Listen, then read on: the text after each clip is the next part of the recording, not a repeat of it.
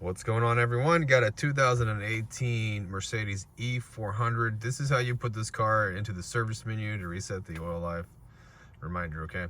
I have the car off right now. What you're gonna do is take your foot off the brake and hit engine start stop one time, all right? Now you should see start engine, see operator owner's manual.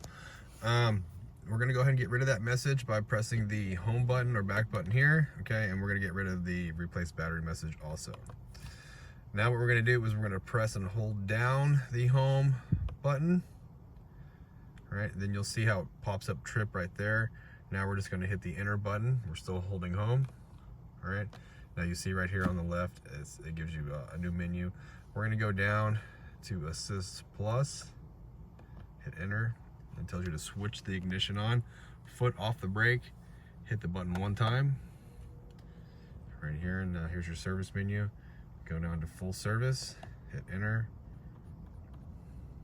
confirm service, hit enter, oil grade, enter, and it asks you if you want to carry the service out, and hit yes. And that's pretty much it. Well, I hope the video was helpful, and if it was, I'd really appreciate it if you drop me a like, leave me a comment. I'll see you guys in the next video.